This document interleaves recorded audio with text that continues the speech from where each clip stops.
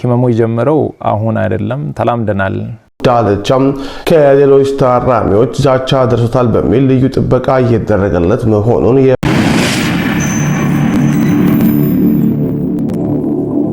Okay, let's go.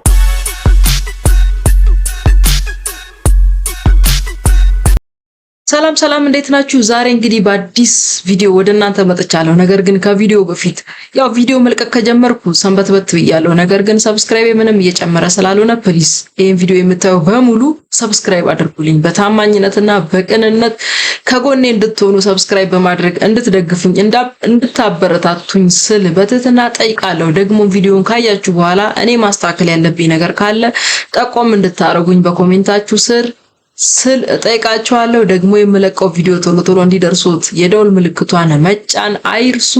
ለእናንተ ይሆናል፣ ይመጥናል፣ ትምህርት አዘል መዝናኛ ያልኩትን ሁሉ ሰብሰብ አድርጌ ይዤ መጥቻለሁ። እስከመጨረሻው ተከታተሉ። ሰውነቴ እየቀነሰ መጣ። እኔ ህመሜን ለሰው ማሳየት አልፈልግም፣ ሰው እንዲያቅብኝ አልፈልግም። አንዳንድ ጊዜ ደግሞ ስጋ ያሳያል። ትልቁ ችግር እሱ ነው። ጃኬት ብትደረብም ይታያል፣ ውስጥ ያሳያልና ጸልዩልኝ። እኔ ኢትዮጵያ ህዝብ አንድ የሚማጸነው አንድ ለኢትዮጵያ ህዝብ መናገር የሚፈልገው ከእግዚአብሔር በታች በእናንተ ጸሎት፣ በእናንተ እንባ፣ በእናንተ ምርቃት ነው እስከዚህ ያለሁትና አሁንም እግዚአብሔር በዛ መንገድ ያቆመኛል ብዬ አስባለሁ። እሱ ካንደበቱ እንደሰማነው ማስተር አብነት አሞኛል ሲል ተደምጧል። ነገር ግን ህመሜን ደብቄ ለመኖር ሞክሬ ነበር። ሰውነቴ እየቀነሰ መጥቶ አሳብቆብኛል። ህመሜን ለሰዎች ማጋራት ሰዎች ማስጨነቅ መስሎ ስለታየኝ ሸሽጌ ለመኖር ሞክሬ ነበር። አሁን ግን የእናንተ ጸሎት ያስፈልገኛል ሲል የጸሎት ጥሪ አቅርቦልናል። ማስተር አብነት እንደሚታወቀው ዘር፣ ሃይማኖት፣ ጾታ፣ ብሔር ሳይለይ ሁሉንም ሲረዳ፣ ደካማውን ሲያበረታ፣ የተቸገሩትን ሲደርስላቸው፣ የወደቁትን ከጎዳና ሲያነሳ አይተናል። አደጋዎች በደረሱበት የገጠር ክፍለ ከተሞች በመሄድ ሰዎችን ሲረዳ ሲያግዝ የምናውቀው ማስተር አብነት ዛሬ አሞኛል፣ እናንተ ደግሞ በጸሎታችሁ አስቡኝ ሲል ተደምጧል። ሁላችንም በሃይማኖታችን ለማስተር አብነት እንድንጸልይ ባቀረበልን ጥሪ መሰረት ሁሉም ሰው በሃይማኖቱ እንዲጸልይ እኔም ጥሪን በዚሁ አቀርባለሁ። ሁላችንም እንጸልይለት፣ እግዚአብሔር ደግሞ ምሮና ፈውሶ ያቆመዋል። ህመሙና ስለ ህክምናው መቼና የት ሀገር ሄዶ መታከም እንደሚችል በቀጣይ ቪዲዮ አብራርቶልናል። እስቲ ይሄንን ቪዲዮ እንስማው። ሰላም እንደምን ቆያችሁ? መታመሜን ሰምታችሁ በጣም ብዙ ሰዎች እየተጨነቃችሁ ነው። መታመሜን የነገርኳችሁ እንድትጨነቁ ፈልጌ ሳይሆን እንድትጸልዩልኝ ስለሚፈልግ ነው። በእርግጥ አዲስ ሚዲያ ኔትወርክ ጋር በነበረን ኢንተርቪው ቆይታ ጋዜጠኛው በድንገት ሲጠይቀኝ መታመሜን ነግራችኋለሁ። አሁንም ቢሆን ሁላችሁም በየእምነታችሁ እንድትጸልዩልኝ እፈልጋለሁ። ህመሙ የጀመረው አሁን አይደለም ተላምደናል። ዛሬ 1 ዓመት ከ5 ወር አካባቢ የሚሆን ይመስለኛል። ያኔ ጎፋ በመሬት ናዳ ምክንያት ወገኖቻችን በሞቱ ጊዜ ለማገዝ እዛ ነበርኩኝ። እዛ ታመምኩ። ከዛ በኋላ ህመሙ በዛው ነው የቀጠለው። እስካሁን ባለው የህክምና ክትትል እያደረኩ ነው። ቀጣይ ያለው የህክምና ሁኔታ በቅርቡ ከሀገር ውጪ ሄጄ በቂ ህክምና አደርጋለሁ። ህክምና ብቻ ሳይሆን በዚህ ሰዓት ለኔ የሚያስፈልገው ኢትዮጵያ እናቶች፣ ኢትዮጵያ አባቶች፣ ወጣቶች ሁላችሁም በየእምነታችሁ እንድጸልዩልኝ እፈልጋለሁ። እኔ ወደ ህክምናው እስከሚሄድ ድረስ የታመሙ አልጋ ላይ ያሉ ወገኖችን እያሳከምን እንቆያለን። በመጨረሻም አንድ ማለት የሚፈልገው በዚህ ሰዓት ለኔ የሚያስፈልገኝ አንድ ነገር ብቻ ነው። አሁን ከሚነግራችሁ ነገር ውጪ ለኔ ምንም ነገር አያስፈልገኝም። ሁላችሁም በየእምነታችሁ ጸልዩልኝ። ጸሎትና ጸሎት ብቻ ነው የሚያስፈልገኝ። ከዛ የተረፈው እግዚአብሔር ሁሉን ይችላል። በጥላቻ ንግግር ጠርጥሮ የታሰረው ቲክቶከሩ ዳልቻም ከሌሎች ታራሚዎች ዛቻ ደርሶታል በሚል ልዩ ጥበቃ እየተደረገለት መሆኑን የማረሚያ ቤት ምንጮች ለዛሀበሻ ገለጹ። መረጃውን በአጭሩ ነግራችኋለሁ። በጥላቻ ወንጀል ጠርጥሮ በእስር ላይ የሚገኘውና ዳልቻ በሚል የቲክቶክ ስሙ የሚታወቀው ግለሰብ በማረሚያ ቤት ውስጥ ከሌሎች ታራሚዎች ጥቃት ሊሰነዘርበት ይችላል በሚል ስጋት በልዩ ጥበቃ ስር እንዲቆይ መደረጉን የማረሚያ ቤት ምንጮች ነግረውናል። እንደ ምንጮቻችን ገለጻ ተጠርጣሪው ከፌዴራል ፖሊስ ወደ ማረሚያ ቤት ሲዘዋወር በተለያዩ የህብረተሰብ ክፍሎች ላይ ያስተላልፈው ነበር የተባለው የጥላቻ ንግግር የተቆጡ ሌሎች ታራሚዎች ጉዳት ሊያደርሱበት እንደሚችሉ መረጃ ደርሶ ነበረ። በዚህም ምክንያት ማንኛውም አዲስ ታራሚ ለጊዜው ከሚቆይበት ዞን 6 ተብሎ ከሚጠራው ክፍል ወደ ሌሎች ዞኖች እንዳይዛወር መወሰኑን ምንጮቻችን አክለዋል። ዳልቻ ቀደም ሲል በፌዴራል ፖሊስ ቁጥጥር ስር መዋሉን የሚታወቅ ሲሆን በተጠረጠረበት የጥላቻ ንግግር ወንጀል ዋስትና ለማግኘት ከመጀመሪያ ደረጃ እስከ ከፍተኛ ፍርድ ቤት ያደረገው ጥረት ሳይሳካለት ቀርቷል።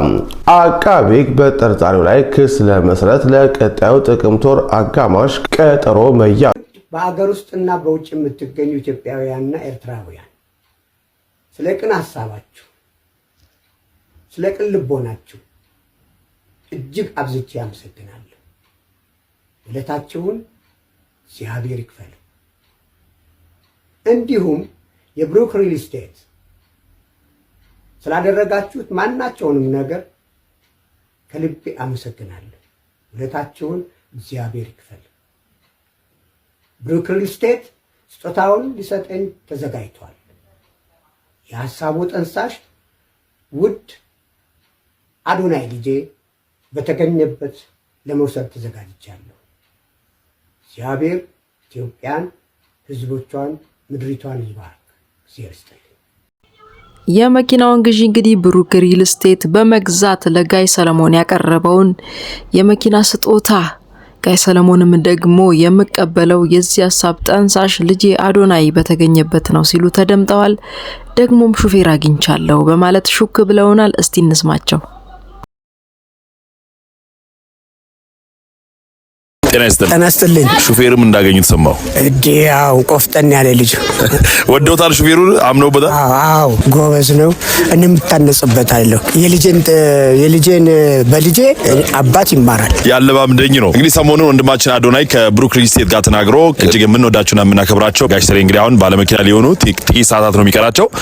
ሁላችሁም ኢትዮጵያውያን፣ ኤርትራውያን ብሩክ ሪል ስቴት ኦፊሻል አካውንቱን እየገባችሁ ፎሎ እያደረጋችሁ 1.5 ሚሊዮን አስገቡ። አደራ ይበሉ። እንግዲህ አደራ መርዳት ከሀሳብ ይጀምራልና ላደረጋችሁልኝ መልካም ትብብር፣ መልካም ሀሳብ ሁሉ በጣም ነው የማመሰግነው። ስለዚህ ሀሳቡ ራሱ ለኔ መኪናዬ ነውና እግዚአብሔር ይስጥልኝ። ተባረኩ።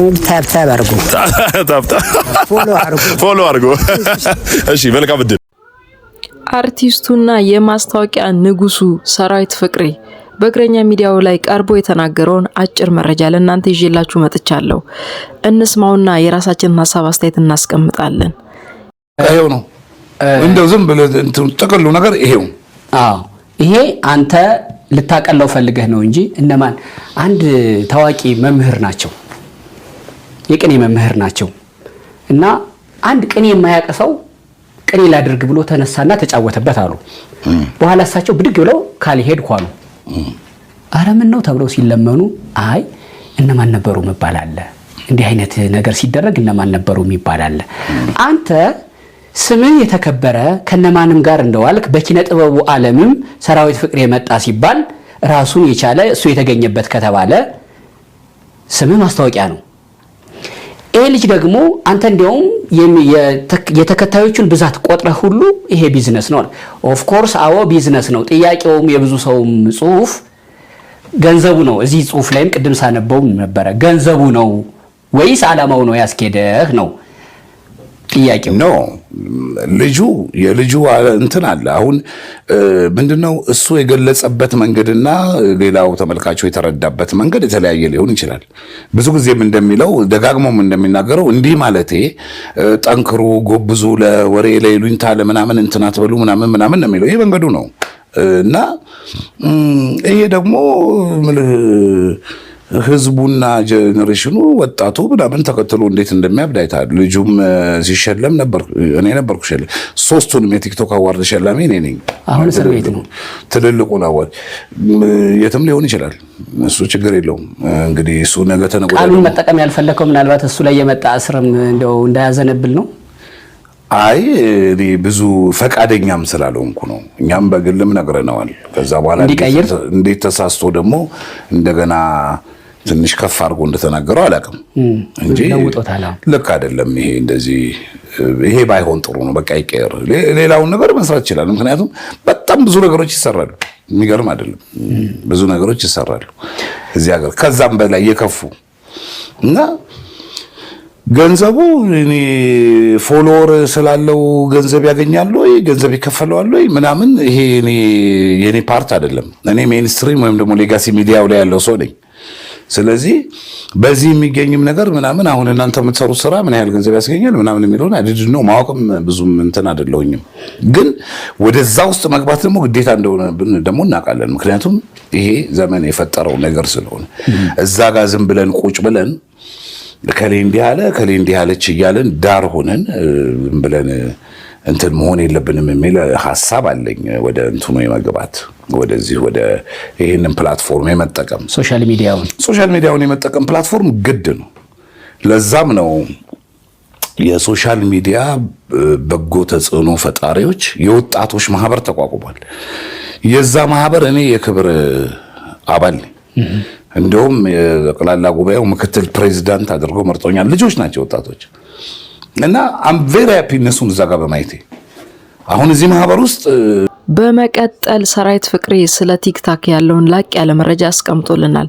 ሁሉም ማስታወቂያዎች ወደ ቲክታክ መንደር እየዞሩ ስለሆነ የቲክታኩን መንደር መቀላቀል እፈልጋለሁ ሲል ተደምጧል። አርቲስቱ እንግዲህ ወደፊት ማስታወቂያዎች በሙሉ ወደ ቲክታክ እንደሚዞሩ የተረዳ ይመስለኛል። እኔም ከወዲሁ ቲክታክ መንደር ተቀላቅዬ ማስታወቂያዎችን ወደ ቲክታክ አመጣለሁ ሲል ሰምተነዋል። ቲክታክ እንግዲህ ተደራሽነቱ ከፍ ያለ ነው ከሌሎች ሶሻል ሚዲያ በተሻለና ባጭር መንገድ ቲክታክን ምርጫ አድርገው ማስታወቂያ የሚያሰሩ ድርጅቶች ብዙ ስለሆኑ ወደ ቲክታክ መቀላቀል ግድ ነው፣ ዘመን አመጣሽን መቀበል አለብን ሲል ተደምጧል። ሴት ልጅ ከወንድ እኩል አይደለችም። ሴት ልጅ የተፈጠረችው ለረዳትነት። ሴት ልጅ ወንዶች ስልጣናቸውን ኤክሰርሳይዝ በሚያደርጉበት ቦታ ላይ ዝም ትበል። ሴቶች ደስታቸው የሚፈጸመው በእናትነትና በሚስትነት ውስጥ ነው። ሚስት መማር ብትወድ ባሏን ትጠይቅ።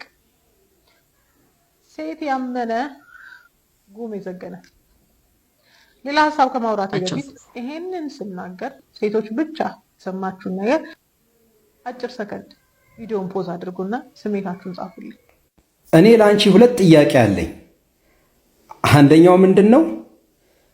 እንዲህ ፌሚኒስቶች ባየሉበት ዘመን እንዲህ አይነት ሐሳብ ማቀንቀንሽ እንደው ምን አይነት ደፋር ሴት ብትሆኚ ነው? ሁለተኛው ደግሞ ማወቅ የፈለኩት ባላለሽ ወይ ነው። ባል ካለሽ ደግሞ ባልሽን ኢንተርቪው ስታደርጊው ብሰማ ወይም ቢደረግ ደስ ይለኛል። እኔ ለአንቺ ሐሳብ የምሰጠው ከዚህ በኋላ ይህን ከተመለሰልኝ በኋላ ነው። በሐሳብሽ አልስማማም፣ ነገር ግን ላጠናክር የምፈልገው ሐሳብ አለ። ሴት ልጅ ለረዳትነት ነው የተፈጠረችው ስትይ በራሱ ሙሉ ብቁ የሆነው ሰው ረዳት ያሻዋል ወይ? አዳም በራሱ ሙሉና ብቁ ስላልሆነ ሔዋን ረዳት ሆና ተፈጥራለታለች። ሌላው ደግሞ አንቺ ባል ካለሽ ባለቤትሽ ጋር አንቺ እኩል እንዳልሆንሽ ነው ወይ የሚሰማሽ? ይሄንን ሐሳብ በአንቺ በሌላ በቪዲዮ ባውቀው ደስ ይለኛል። ለማንኛውም ሴቶች ከወንዶች እኩል ናቸው የሚል ሐሳብ አመለካከት አለኝ። አናንስም። በየትኛውም ነገር ብቁና ብቁ ሆነን መገኘት እንችላለን።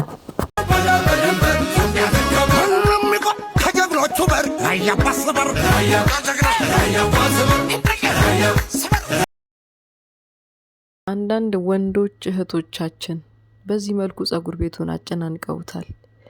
ጥረትህን ሳላደንቅ ማለፍ አልፈልግም። በዚሁ ጥረት ልክ ደግሞ ሌላ አንድ የሴት ጸጋ ቢጨመርልህ የሚል ሐሳብ አለኝ። እንግዲህ ወንድሜ ነው እህቴ ምን ልበልህ፣ በርቺ በርታ።